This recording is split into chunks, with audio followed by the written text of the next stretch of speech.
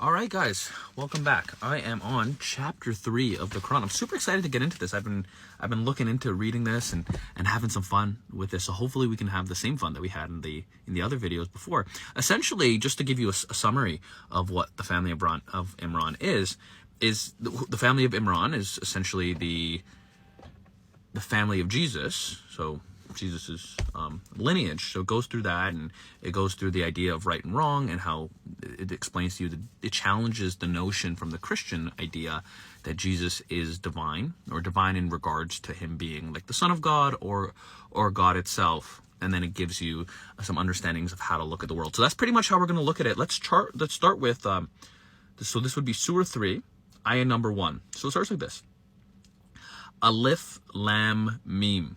That's ayah number 1. Ayah number 2. God. There is no God worthy of worship except for him, the ever-living, the all-sustaining. He has revealed to you, O Prophet, this would be Prophet Muhammad, the book in truth, confirming what came before it, as he revealed the Torah and the Gospel, previously as a guide for people, and also revealed the decisive authority. Surely those who reject God's revelation will suffer a severe torment. For God is almighty and capable of punishment. So I think like the fascinating thing about this, firstly, Alif Lam Mim, there's no translation. And I've been reading about this, and there's no translation for it. Now the question is like, why is there no translation? That's the first thing. So I mean, the answers that I got from this idea that there's no translation of Alif Lam Mim is maybe that is the translation. I don't know.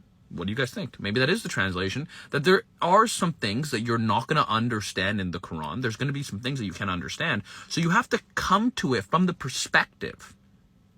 That you're actually not going to know everything that's going on. So it almost forces you to humble yourself. The first thing is Alif Lam Mim. I don't know what that means.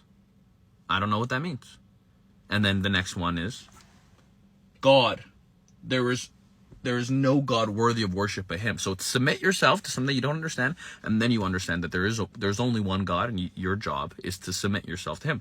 This seems to be the claim inside the Quran, which I find fascinating if this is the chapter talking about Jesus, because right off the bat, God challenges the notion, or the God of the Quran challenges the notion that Jesus is some type of part of some type of Trinity, which is not logically consistent with the God, the creator of all things, something that you can't understand, right? Would be the source of creation, which would be God, the creator of all things.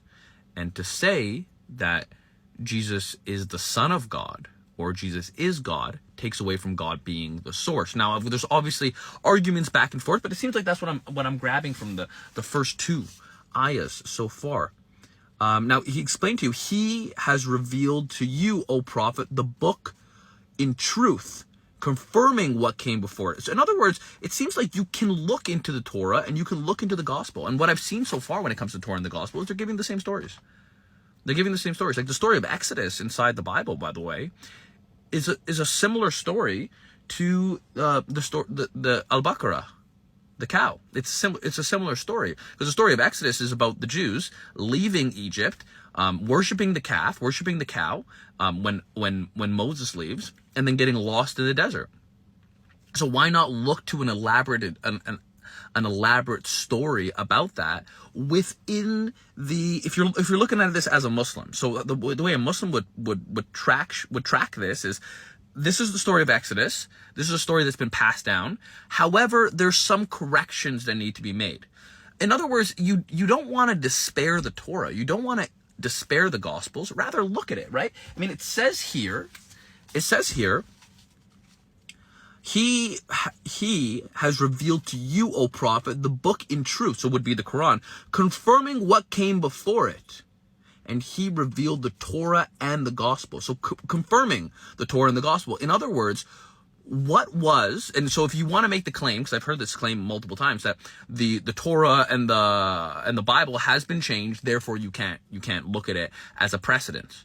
Okay, first of all, how much has been changed since the Quran was revealed? So literally, at that time, you had the Byzantine Empire, and you had which was the Eastern Roman Empire, and then you had the Western Europe. So you had a whole bunch of different Christian traditions, right? You had Christians in Mecca, you had Christians in Medina, you had Christians and Jews all over the place.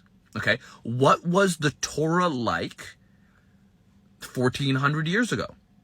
That Torah seems to be being confirmed. So it's came to confirm that Torah if you look at it through the lens of the Quran. That seems to be the explanation here. So instead of, because I see a lot of, like on the internet, I see a lot of Muslims and Christians arguing, no, come to something that you can agree to.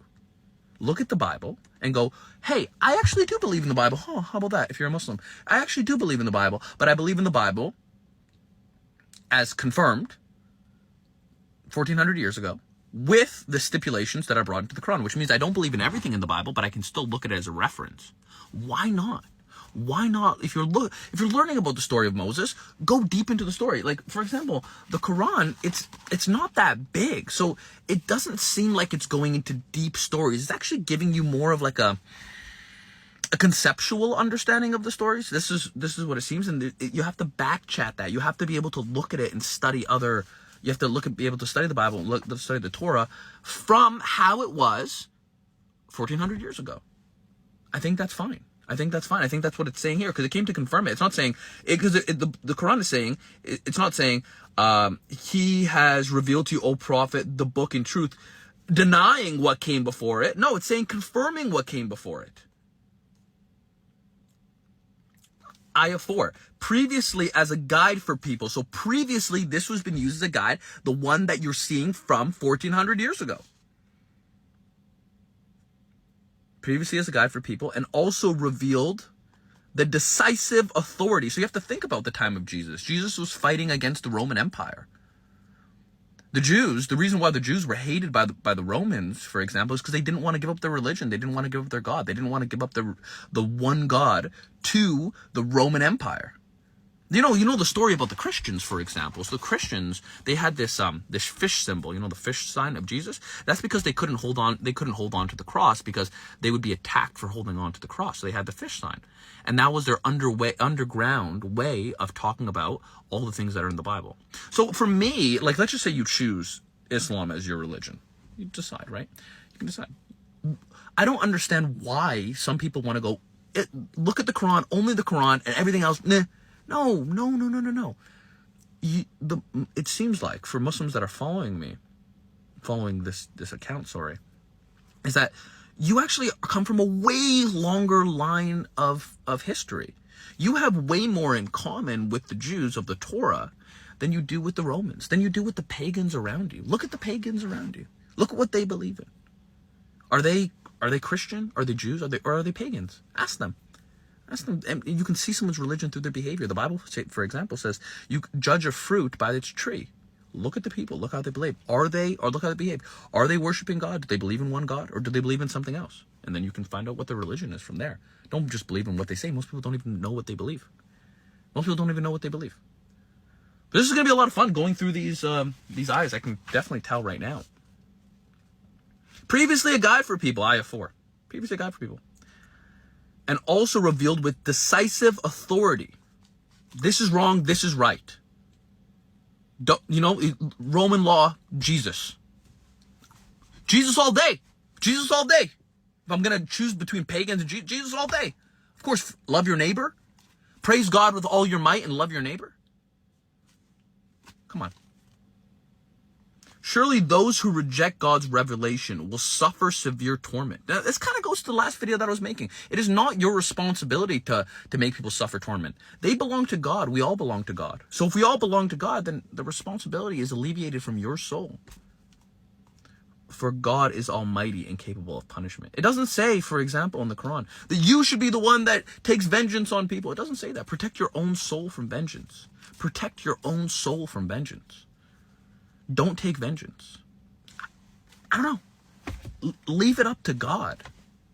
Sometimes it's just in God's hands. That's where I'm taking it from here. So respect the other books. Leave things up to God, and God's going to decide.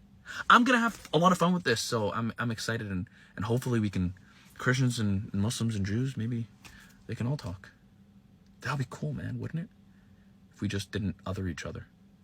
Love you all. Thanks a lot. Goodbye.